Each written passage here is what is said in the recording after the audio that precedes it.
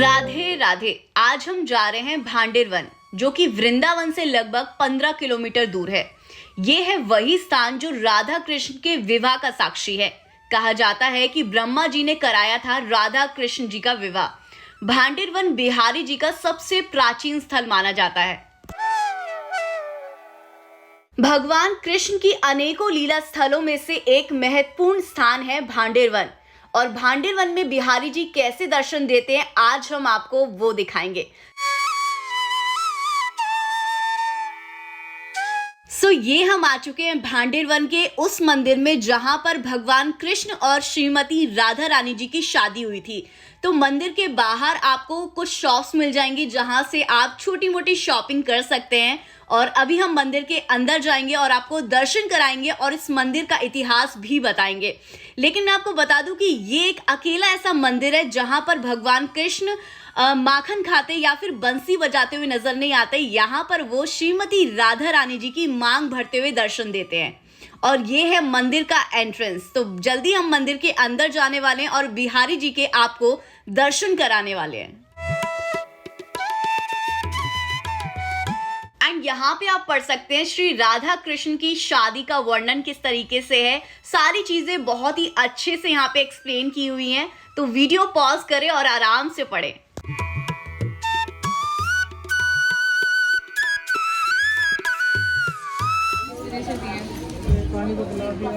राधे राधे राधे राधे राधे राधे। अभी हम कहाँ हैं पल्लवी? भांडेर वन। और यहाँ पे हम क्यों आए हैं, क्या है यहाँ पे? यहाँ पर श्री कृष्ण जी और राधा जी का विवाह हुआ था, तो उसी पे ही आधारित मंदिर है जो हम देखने आए हैं। हाँ, तो हम मंदिर देखेंगे किस तरीके का मंदिर है और क्या मान्यता है, क्या इतिहास है, ये सारी चीजें देखेंगे। तो मंदिर के अंदर चलते हैं। और यहाँ पर ये लोग पढ़ रहे हैं कि किस तरीके से श्री राधा कृष्ण जी का विवाह हुआ था। पूरा वर्णन जो है बहुत ही सुंदर तरीके से यहाँ पे लिखा हुआ है। तो मंदिर के अंदर चलते हैं। भांडेर वन का इतिहास लिखा हुआ है और यहाँ पर आप पढ़ सकते हैं भांडेर वन विवाह मंदिर का इतिहास क्या है और ये मंदिर कब और कैसे तैयार हुआ। ये सारी चीजें बहुत ही अच्छे तरीके से यहाँ पे एक्सप्लेन की हुई हैं। आप पढ़ सकते हैं वीडियो पॉज करके। तो चलिए अब करते हैं बिहारी जी के इस मंदिर में सुंदर से दर्शन। और अब मैं आपको बताऊंगी कि कैसे हुआ था श्री राधा कृष्ण जी का विवाह। एक दिन नंद बाबा कान्हा जी को गोद में लेकर भांडेर वन गाय चराने आए। भगवान कृष्ण की माया से बहुत तेज आंधी तूफान बारिश आने लगी, जिससे घबराकर नंद बाबा कान्हा जी को छिपाने लगे। तभी वहां पर दिव्य भेष में राधा रानी प्रकट हुई। नंद बाबा ने कान्हा जी को राधा रानी जी की गोद में सौंप दिया। राधा रानी कान्हा जी को गोद में लेकर भांडेर वन के एकांत वन में पहुंची, जहां कान्हा जी बाल्य अवस्था से किशोर बन गए। तभी वहां उनकी माया द्वारा 1000 खंभों का स्वर्ण एवं रत्न से जड़ा हुआ मंडप, जो कि 1000 वर्ग मीटर में फैला हुआ था, प्रकट हुआ। उसी मंडप में ब्रह्मा जी ने सनातन रीति रिवाज द्वारा दोनों का विवाह संपन्न कराया। तो कुछ इस प्रकार हुई थी हमारे भगवान कृष्ण और श्रीमती राधा रानी जी की शादी। और अभी हम कुछ ही देर में उस मंडप के भी दर्शन करेंगे जहां पर शादी हुई थी।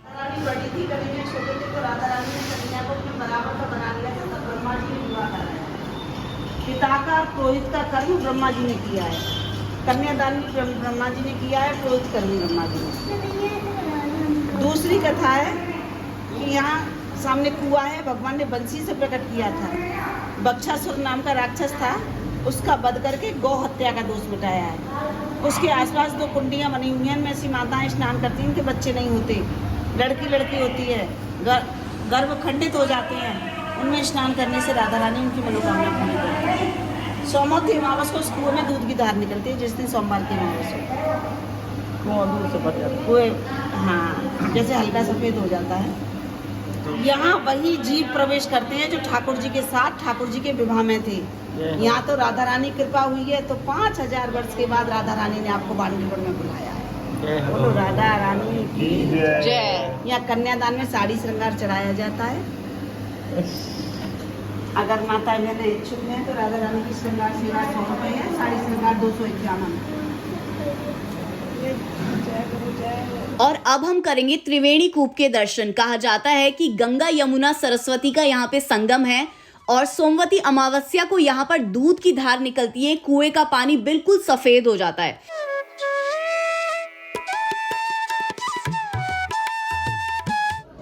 भगवान कृष्ण जो बच्चासुर है ना, एक बछड़े का रूप में वो आए थे। हाँ जी। भगवान उसको वध किया। वध करने के बाद सखा सखी श्रीमती राधा रानी आके उनको बोले नहीं, आपको सारे तीर्थों को आह्वान करना है और स्नान करना है। भगवान बांसुरी से इसको खुदाई किया गंगा और इसके बाद इसमें सारे तीर्थों को प्रकट करवाया, भगवान स्नान किया, तब जाके सारे पाप से मुक्ति मिली। वो मोहन को प्रकट भी किया, वो भद्रवन में किया। इतना बड़ा ब्रह्मांड का राजा उनको करते, वो ऐसा इतना पावरफुल रहता है। भद्रवन में है ये घर में हम चुपचाप रहेंगे। भद्रवन में हेडसेप किया भगवान ने और यहाँ आके स्नान किया।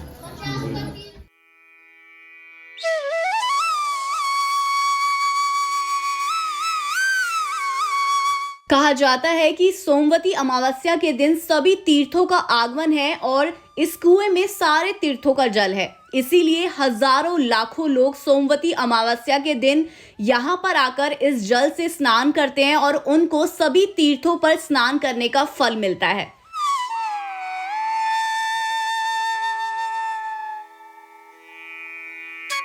और यहाँ पर आप पढ़ सकते हैं, भांडिर वन वेणुकोप सोमवती अमावस्या महापर्व पर सभी तीर्थों का आगमन संगम। और यहाँ पर श्रद्धालुओं ने गोबर से स्वास्तिक बनाए हुए हैं, ऐसा मन्नत मांगने के लिए किया जाता है। और अब हम करेंगे भगवान कृष्ण के सेहरे यानी कि मुकुट के दर्शन, जो उन्होंने शादी के टाइम पहना हुआ था। और ये है प्राचीन शिव मंदिर। आपको भगवान कृष्ण और राधा रानी जी के मंदिर के अलावा यहाँ पे कई सारे मंदिर मिलेंगे जहाँ पे आप दर्शन कर सकते हैं। और ये है दाऊ जी का मंदिर यानी कि बलराम भैया का मंदिर। तो अंदर चलते हैं और दर्शन करते हैं दाऊ जी के।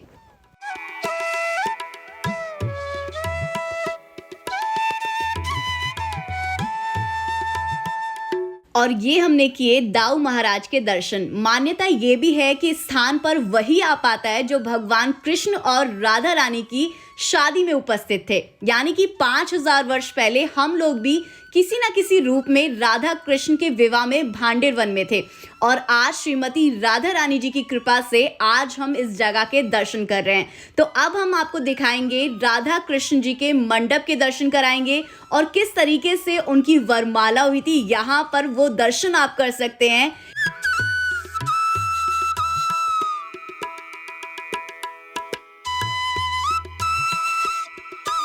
बड़े बड़े बोलते हैं ना, बड़ा ना, हाँ बड़ का इस पेड़ में देखो ये चौरी मंडप ये बना हुआ है इधर, और ये राधा कृष्ण की छवि बनी हुई है। राधा कृष्ण लिखा हुआ है यहाँ पे, राम लिखा हुआ है। ये राधा कृष्ण की छवि बनी हुई है, मोर मुकुट है राधा। अच्छा जी। ये सभी से भाव से देखोगे सभी दिख जाएगा।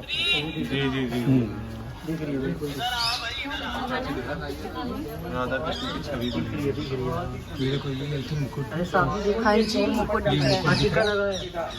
ये मोर पंख, हाँ जी, उसके बाद ये हाँ राधा रानी भी लिखा हुआ है, श्याम भी लिखा हुआ।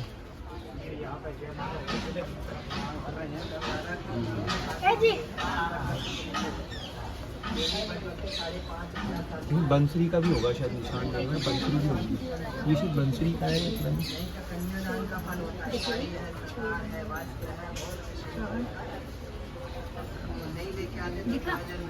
चलो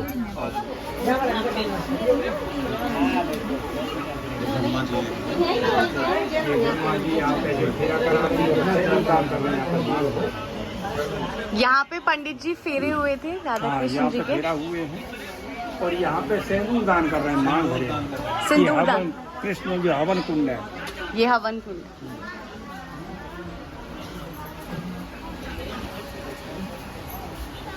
यहाँ पर ये मांग भरे।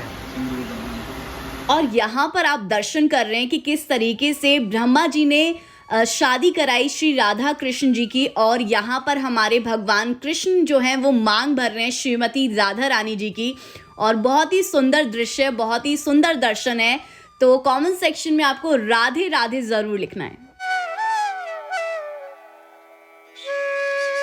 और यहाँ पर अब आप कर रहे हैं श्री राधा कृष्ण विवाह हवन कुंड के दर्शन। और ऐसे बहुत सारे लोग हैं जो इस बात से अनजान हैं कि श्री राधा कृष्ण जी की शादी हुई थी या फिर नहीं हुई थी, तो उन्हें इस जगह जरूर आना चाहिए या फिर इस वीडियो के माध्यम से ये जरूर जानना चाहिए कि हमारे राधा कृष्ण जी का विवाह ऐसे हुआ था। राधे राधे। राधे राधे। तो ये प्रसाद आप खुद तैयार करते हैं? जी। इसमें क्या क्या है प्रसाद में? ये आई थिंक कुट्टू के आटे की रोटी है? नहीं, बाजरे की। बाजरे की। और ये गुड़ है और ये मिर्च का चार। मिर्च का। तो आप डेली आपके साथ बांटते हैं? आज भी आओ ना जी।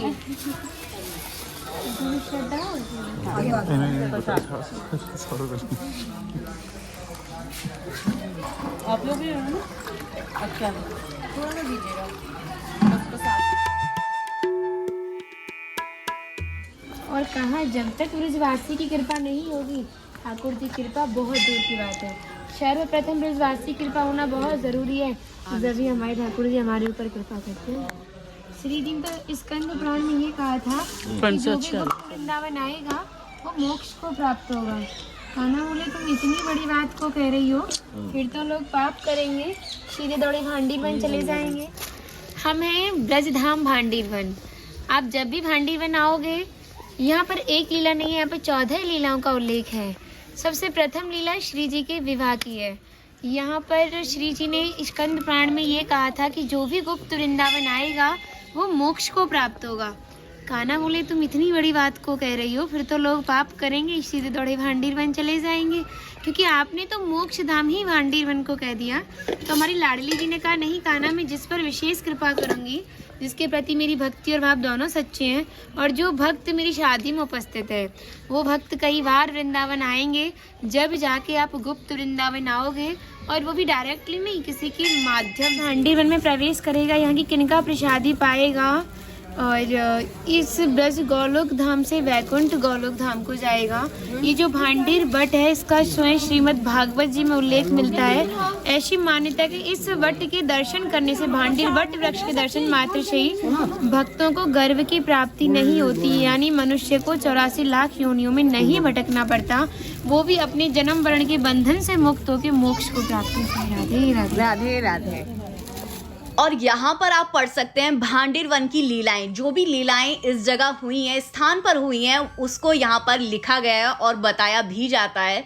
और ये भी कहा जाता है कि जो भांडीर वन है वो गुप्त वृंदावन है, हर कोई यहाँ पर नहीं आ पाता है। जिस पर श्रीमती राधा रानी जी का आशीर्वाद होता है, हमारे कान्हा जी का आशीर्वाद होता है, वो ही इस स्थान पर पहुँच पाते हैं और इस मंदिर के दर्शन कर पाते हैं। तो बहुत ही सुंदर दर्शन के बाद अभी हम जा रहे हैं वंशी वट, जो कि पास में ही है, 500 मीटर या फिर 1 किलोमीटर दूर है। तो वहां पर हम जाएंगे और वहां की क्या लीला है वो आपको बताएंगे।